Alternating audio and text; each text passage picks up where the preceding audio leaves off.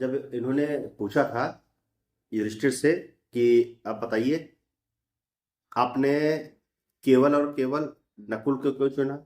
आपके तीन भाई थे, हाँ, अर्जुन, भीम और सहदेव। इन तीनों को छोड़ करके आपने नकुल को ही क्यों चुना?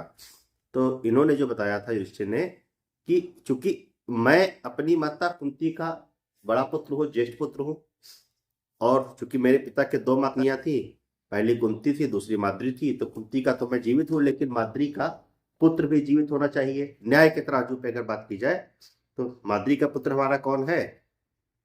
नकुल है, ज्येष्ठ पुत्र। तो ये बात सुन करके जो यक्ष था वाज प्लीज्ड विद युधिष्ठिर्स इम्पार्शलिटी। यक्ष जो था, युधिष्ठिर की जो इम्पार्शलिटी थी, यानी कि दोनों के बीच में जो भेदभाव न रखने की भावना थी ना। आज की डेट में अगर किसी से पूछा जाता तो क्या कहता? यही कहता कि मेरा भाई जीवित होना चाहिए। तो जो इम्पार्शलिटी की भावना थी, and granted that all his brothers would come back to life, इस बात से प्रसन्न होकर के यक्ष ने क्या किया? उनके सारे ब्रदर्स को, सारे भाइयों को जीवित कर दिया, है नहीं? जब हम एक रहेंगे, एकात्मकता की भावना हमारे अंदर होगी, द्वैत की भावना नहीं होगी, तो हमको फायदा मिलेगा। It was Yama the lord of death. अच्छा, यक्ष की बात की जाए, यक्ष कौन थे और जो हिरण था वो कौन था? तो कह रहा it was Yama the lord of death who had taken the form of the deer. जो डेयर का रूप रखा था, यानी कि जो हिरण बन के आया था, वो कौन था? यम था। ठीक है। एंड यक्ष यशवी था, so that he might seen his son Yudhishthira and test him. Yaksha जो था वो भी कौन था? हमारा यम था। वो इसलिए इसको देखने के लिए आया था कि हमारा बेटा जो है युधिष्ठिर जो है वो किस तरीके से काम कर रहा है। अच्छा, युधिष्ठिर को भी कहा जाता है धर्मराज युधिष्ठिर। धर्मराज का मतलब जो धर्म के राजा हो, धर्म के यही हैं। ठीक है। He embraced Yudhishthira and blessed him. उन्होंने युधिष्ठिर को एम्ब्रेस किया, यानी कि गले लगाया और आशीर्वाद दिया कि बेटा तुम बहुत अच्छा कर रहे हो, धर्म का कार्य कर रहे हो, धर्म के मार्ग पे चल रहे हो, तुम्हारे अंदर कोई अधर्म की भावना नहीं है। आगे कह रहा है यम सेड, यम ने कहा, only a few days remain to complete the stipulated period of your exile in the forest. अब आपके इस फॉरेस्ट में रहने के, जंगल में आपका जो 13 साल का वनवास है उसको कंप्लीट होने में, यानी कि पूरा होने में कुछ ही समय बचा है, ज्यादा समय नहीं बचा है। ठीक है। स्टिपुलेटेड टाइम है कि जो पीरियड है आपका एग्जाइल का, वनवास का समय खत्म होने वाला है। The 13th year will also pass by. जो 13 साल है वो भी पूरे हो जाएंगे, कंप्लीट हो जाएंगे। None of your enemies will be able to discover you. और इन 13 सालों में आपका कोई भी शत्रु, आपका कोई भी दुश्मन आपको ढूंढ नहीं पाएगा, पता नहीं लगा पाएगा कहाँ पे हो। है, you will successfully fulfil your undertaking. और आपकी जितनी भी सोच है, जो भी आपके अंदर विचार हैं, सब आपके पूरे होंगे। हैं। एंड सेइंग दिस, ये डिस्पेयर, ये कहते हुए वहां से चले गए, गायब हो गए, अंतर्ध्यान हो गए। The Pandavas had no doubt to pass through all sorts of trouble during the exile. ये बात तो सच है कि पांडवों को जो एग्जाइल यानी कि मिला था, वनवास मिला था, उन्होंने अपने वनवास के दौरान हर प्रकार की जो जितनी भी प्रकार की समस्याएं थी उनको सबको सॉर्ट आउट किया, दूर किया, अपनी समस्याओं को, अपने विघ्नों को किनारा किया, हटाया।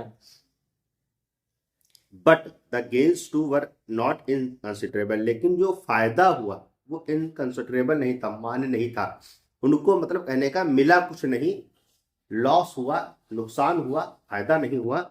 लेकिन किसी भी दुर्घटना में, किसी भी प्रकार की घटना में वो लोग फंसे नहीं, पार हो गए, जीत गए हैं। It was a period of hard discipline. ये जो पीरियड था, ये जो समय था वनवास का, जो हार्ड डिसिप्लिन का समय था, बहुत ही ज्यादा डिसिप्लिन में रहना, बहुत ज्यादा अनुशासन में रहने का टाइम था। And searching probation through which they emerge stronger and नोबलर man. और ऐसा समय था जिसके द्वारा वे आसानी से, कह सकते हैं बहुत ही कठिनाइयों से उन्होंने जो प्रयास किए थे, तो एक मजबूत और समझदार इंसान बन के निकले। मजबूत और एक समझदार इंसान यानी कि आदमी बनकर के निकले। कह रहा है Arjun return from tapas with divine weapons and strengthened by contact with Indra. Arjun जो थे वो भी निकल के आए। कहाँ से निकल के आए? डिवाइन वेपन्स, यानी कि दैवीय औजारों के द्वारा, दैवीय शस्त्रों के द्वारा। लेकिन उन्होंने किया क्या था? तप, किया था, तपस्या करी थी। तपस्या के द्वारा उनको दैवीय अधिकार मिले थे, दैवीय शस्त्र मिले थे।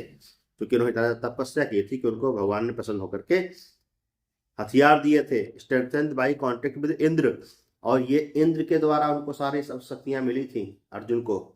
Bhim also met his elder brother Hanuman, Bhim जो थे वो अपने बड़े भाई हनुमान से मिलकर के आए थे, तो हनुमान जी ने उनको सारी शक्तियां प्रदान की थी। हैं near a lake where the Saugandhika flowers bloomed and got 10-fold strength from his embrace, वो ऐसी झील थी जहाँ पे सुगंधिका फ्लावर्स यानी कि अच्छे अच्छे फूल खिलते थे, सुगंधित फूल खिलते थे। वहां पे लेक में उस झील के पास हनुमान जी मिले थे और वहां पे उनको सारी शक्तियां और ताकत मिली थी। Having met at the enchanted pool, जो इंचेंटेड पूल था वहां पे मिलने के बाद में his father Yama the lord of Dharma, धर्म के जो फादर धर्म भगवान जो थे यानी कि उनके पिता यम, किसके युधिष्ठिर के पिता यम थे, यमराज, जिनको धर्म राज कहा जाता है।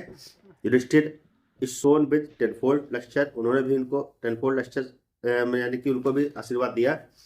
The minds of those who listen to the sacred story of Yudhishthir's meeting with his father will never go after evil, यानी कि ऐसे लोग जो इस स्टोरी को सुनते हैं, पढ़ते हैं, इस स्टोरी के बारे में जानते हैं, उनका जीवन कभी भी बुराइयों में नहीं फंसता, उनके जीवन में कभी भी बुराइयां नहीं आती हैं। They will never seek to create quarrels among friends, वे लोग कभी भी अपने दोस्तों के साथ में, अपने फ्रेंड्स के साथ में लड़ाई नहीं करते, झगड़ा नहीं करते हैं, क्योंकि उनको सारी चीज़ें समझ में आ जाती हैं। अमॉन्ग फ्रेंड्स और convert the wealth of other, दूसरों के धन का आहरण नहीं करते, दूसरे को धन के चोरी नहीं करने की कोशिश करते हैं, चोरी करने का काम नहीं करते हैं।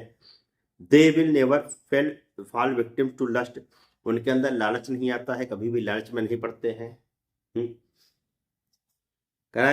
They will never be unduly attach to transitory things, कभी भी बुराइयों में नहीं पड़ते हैं। 10 सेड वैशंपायन टू जन्मेजय, इस प्रकार से वैशंपायन ने जन्मेजय ने बताया कि ये जो कहानी है इसको सुनने के बाद में अंदर उसके आदमी की सारी बुराइयां दूर हो जाती हैं और ऐसा न करने की कोशिश करता है। मैं यक्ष की स्टोरी से may the same good attend to readers of the story as told by us, और ये जो स्टोरी हमको बताई गई है, इस स्टोरी से हमको ये सीख मिलती है, जिसमें जितनी भी चीज़ें बताई गई हैं सारी हमको सीखनी चाहिए और हमको न्याय के पथ पे, धर्म के पथ पे, भगवान के पथ पे चलना चाहिए।